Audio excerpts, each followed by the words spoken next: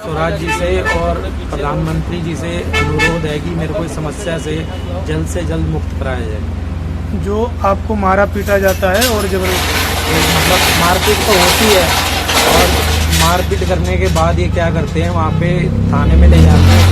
जो मेरा disability certificate है जबरदस्ती पागल उसका ये लोग मिसयूज कर रहे हैं, जिसका कि मैंने इबास हॉस्पिटल को भी इस चीज़ के बारे में बता रखा है। उन्होंने भी लिखित में मेरे को दे रखा है कि ये जो डिसेबिलिटी सर्टिफिकेट है ये बेनिफिट के लिए है, किसी को हैरेस करने के लिए नहीं है। तो जबरदस्ती आपको पागल घोषित करने की कोशिश की जा रही है? हाँ जी, बिल्कुल बहुत ज़्यादा परेशान कर रखा है और 12 साल हो गए इन सब घटनाओं। बोलिए एलाइन। और मैं यही अपील करूंगा अपनी बांसुरी स्वराज जी से और प्रधानमंत्री जी से कि इस समस्या को जल्द से जल्द निपटाया जाए और एक्शन लिया जाए जो भी बनता है। ठीक है, ओके, ठीक है। बताइए सर जी, अपना नाम बताइए। मेरा नाम सोनी अग्रवाल है, पिताजी का नाम श्याम सुंदर अग्रवाल है और हमारा मकान नंबर है 2105/1/3 गली नंबर 22 प्रेम नगर, और जो कि पटेल नगर के पास पड़ता है। और जो कि मेरा भाई है वो मेरे को बार बार जो इबास हॉस्पिटल है शादरा में, वहाँ पे मेरे को बार बार एडमिट करा देता है। उसका रूटीन है हर 6 महीने में वहाँ ले जाएगा और मेरे को वहाँ ले जाके एडमिट कराता है। तो वहाँ पे जब इमरजेंसी हो मेरे को लेके जाता है तो वहाँ डॉक्टर मना कर देते हैं कि इसकी तबीयत ठीक है, हम इसको एडमिट नहीं कर रहे। तो वो क्या करता है, फिर वो वहाँ जाके सीधा डायरेक्टर ऑफिस में फ़ोन मिलाता है। डायरेक्टर ऑफिस में किसी बंदे से उसकी बातचीत है, तो वहाँ वो पैसे वैसे दे के वहाँ मेरे को फिर ज़बरदस्ती वहाँ से डायरेक्टर ऑफिस से फ़ोन मिलाता है। फिर वो लोग मेरे को वहाँ पर एडमिट करते हैं और वो स्पेशली मेरे को कहता है कि इसको क्लोज वार्ड में एडमिट करो, ताकि मतलब उसका वो एक पर्सनल इंटेंशन है कि मतलब किस तरीके से इसको परेशान किया जाए। तो वहाँ पे वो फिर मेरे को क्लोज वार्ड में एडमिट कर लेते हैं। तो अभी तक मेरे 2011 से लेके 2023 तक 26-27 एडमिशन हो चुके, जिसकी वजह से मेरा फ्यूचर करियर और जो कि सब कुछ मेरा बर्बाद हो चुका ना। मैं तो मेरे को काम करने लायक छोड़ा, मतलब वो उसने मेरे को मेंटल डिक्लेयर करने में कोई कसर नहीं छोड़ी। अब इन 26-27 एडमिशनों की वजह से उसने क्या किया कि बड़ी चालाकी से डिसेबिलिटी सर्टिफिकेट बनवाया इबास से। वैसे तो जो इबास के डॉक्टर थे वो कह रहे थे कि भाई इससे बातचीत करके ऐसा लग रहा है कि 15-17% डिसेबिलिटी है, हम उतने का अगर सर्टिफिकेट इसको बना के दे भी देंगे तो वो आपके किसी काम का नहीं होगा। तो उसने क्या किया, वो फाइल में से वो पर्चे निकाले जिस टाइम मेरी सबसे ज़्यादा दवाई चल रही थी, तो वो पर्चे लेके उसने वहाँ पे डॉक्टर से उसको CST कराया। फिर उन्होंने डिसेबिलिटी सर्टिफिकेट बनवाने के लिए मांग डाली कि इसका डिसेबिलिटी सर्टिफिकेट बनवाओ। तो उस टाइम जिस दिन डिसेबिलिटी सर्टिफिकेट बनना था उस दिन वो मेरे को घर से नींद की ज़्यादा दवाई दे के ले गए। तो मैं तो वहाँ पे सो गया, मुझे तो पता ही नहीं चला क्या हो रहा है। तो वहाँ पे डॉक्टर बात कर रहे थे, तो ये सब झूठ बोलते रहे कि खुद से बटन नहीं खोल सकता, खुद से नहा नहीं सकता, हम इसको नहलाते हैं और बहुत ज़्यादा मारपीट करता है, बहुत ज़्यादा हाइपद होता है। तो अच्छा अग्रवाल जी, सोनी अग्रवाल जी, एक चीज़ बताइए, आपने पुलिस में कंप्लेन करी? पुलिस में सर मैं कई बार कंप्लेंट कर चुका, लेकिन जैसा कि मेरा भाई एक एडवोकेट है, 3-4 साल से एडवोकेट है, तो वो क्या करता है वहाँ पे जाके पुलिस वालों को पैसे वैसे खिला देता है, वो मैटर को ठंडे बस्ते में डाल देते हैं। मैटर जो भी है वो आगे बातचीत करते हैं। तो वो जैसे मैं पुलिस में फ़ोन करता हूँ वो थाने में जाता है, उसके बाद इबास में मेरे को ले जाके एडमिट करा देता है। तो अब जब डॉक्टर वहाँ बार बार देख रहे हैं भी ऐसे गलत हो रहा है ये तो बहुत ज़्यादा, तो अब क्या है कि वो बहुत ज़्यादा, अब लास्ट टाइम जब उसने एडमिट कराया मेरे को तो उन्होंने मेरी तबीयत सब देखी, तो मेरे को डॉक्टर कहते भी जैसे आपको यहाँ पे इबास में हथकड़ी बांध के लेके आता है, आप तो नहीं लेके आते इसको। तो मैं कहा जी जब देखो एक जना पाप कर रहा है तो हम थोड़ा ही पाप करेंगे, हम तो पाप के बागी बनते। आपने अपने पिताजी और माताजी को बताया? माता पिता को बताया है, लेकिन सब लोग साथ में रहते हो? सब साथ में रहते हैं। तो मम्मी पापा कुछ नहीं बोलते? मम्मी पापा असल में उनकी उम्र हो गई भी 65 साल के आसपास की, वो भी कहते हैं भी गलत है, लेकिन वो मेरा भाई है वो मानता नहीं है, वो ढीठ है एक नंबर का। वो तो मतलब कहता है कि वो जो करना है उन्हें करना है, वो किसी की नहीं सुनता।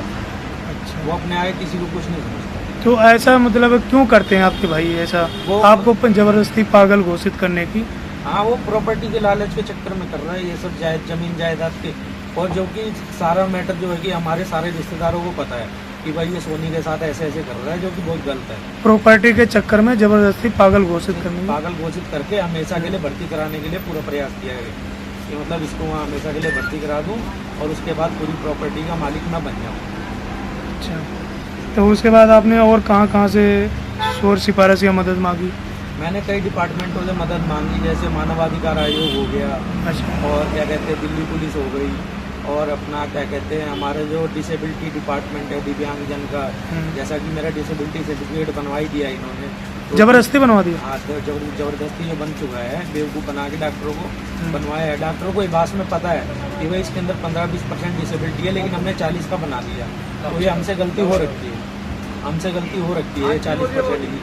तो अभी मेरी बास में भी मीटिंग हुई थी, तो मैंने कहा भाई ये डिसेबिलिटी सर्टिफिकेट की आप रीअसेसमेंट करो, कि आप दोबारा से इसको चेक करो कि दोबारा असेसमेंट में की डिसेबिलिटी बन कितनी रही है। तो वो जो वहाँ के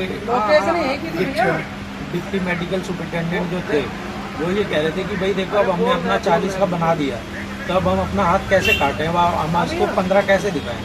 अच्छा, दूसरी बात, आप काम क्या करते हैं अभी करंट में काम क्या करते हैं? अभी मैं बैंक में काम करता हूँ। बैंक में कौन सी बैंक में क्या काम करते हैं? पंजाब नेशनल बैंक में, और क्या कहते हैं खाते वाते खोलना, पैसे जमा करना निकालना, जो भी निजी बैंकिंग सुविधाएं हैं वो सब प्रोवाइड कराता हूँ।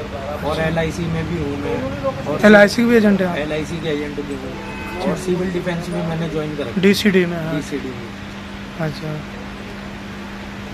चलो ठीक है जी, ओके, करते हैं। सोनी अग्रवाल जी, और क्या समस्या है? मारते पीटने का?